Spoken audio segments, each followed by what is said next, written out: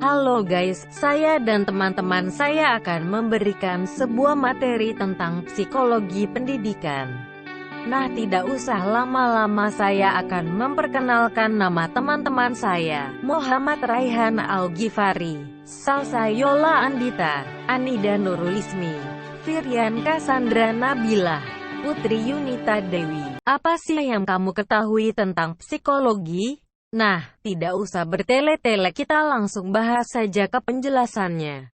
Psikologi berasal dari bahasa Yunani yaitu psyche, yang maknanya berdarah panas, yang berarti hidup, jiwa, hantu, dan logos yang berarti ilmu. Jadi, secara harfiah psikologi itu dunia yang mempelajari pemikiran dan perilaku manusia. Kalau dibayangin, psikologi itu seperti detektif yang mencari harta karun rahasia tentang segala jawaban perilaku manusia. Harta itu tersimpan di dalam kotak berpeti yang berisi jawaban tentang apa itu kesadaran, mimpi, perilaku sosial, hingga penyebab gangguan mental. Pengertian psikologi menurut ahli psikologi asal Indonesia, Muhyiddin Syah pada tahun 2001, psikologi adalah ilmu pengetahuan yang mempelajari tingkah laku terbuka dan tertutup pada manusia baik selaku individu maupun kelompok dalam hubungannya dengan lingkungan. Sehingga dapat disimpulkan bahwa secara umum, pengertian psikologi pendidikan adalah cabang dari ilmu psikologi yang mempelajari tentang karakteristik individu dalam perkembangannya. Apa sih yang kalian ketahui tentang tujuan dan fungsi psikologi pendidikan secara umum? Tujuan dan fungsi psikologi pendidikan secara umum adalah untuk mengembangkan pengetahuan dan metode untuk mempelajari proses belajar mengajar pada situasi keseharian yang sesuai dengan tingkat usia dalam lingkungan pendidikan. Hakikat pendidikan adalah proses pembentukan peserta didik. Agar pembentukan tersebut efektif dan berhasil, maka pendidik harus memiliki kualifikasi atau kecakapan dalam psikologi pendidikan. Konsep dasar psikologi dalam pendidikan pada umumnya merupakan subdisiplin psikologi yang menyelidiki masalah-masalah psikologis dalam pendidikan yang kemudian dirumuskan dalam bentuk konsep, teori, dan metode sebagai solusi dari masalah-masalah tersebut. Psikologi pendidikan juga menjelaskan karakteristik atau pola pembelajaran yang disesuaikan berdasarkan usia, perkembangan kognitifnya.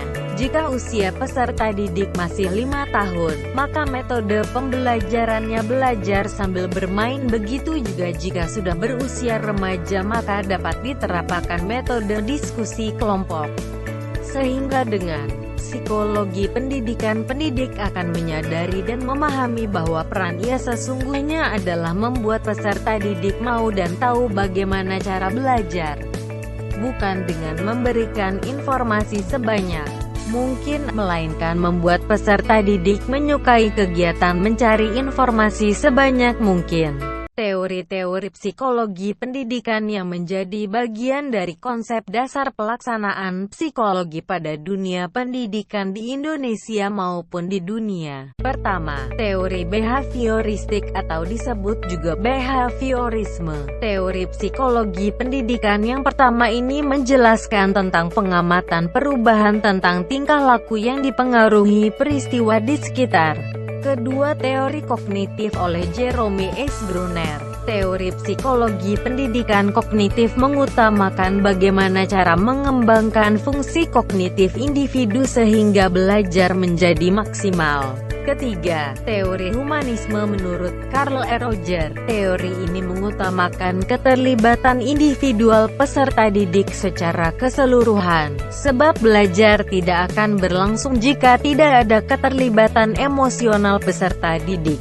Keempat, teori konstruktivisme. Konstruktivisme sebagai teori psikologi pendidikan mengenai filsafat belajar pertama kali sudah terungkap dalam tulisan ahli filsafat Giambattista Visco, 1710, yang mengemukakan bahwa orang hanya dapat benar-benar memahami apa yang dikonstruksikannya sendiri. Menurut para ahli psikologi di dunia, manfaat psikologi pendidikan bagi para pendidik, yaitu sebagai berikut.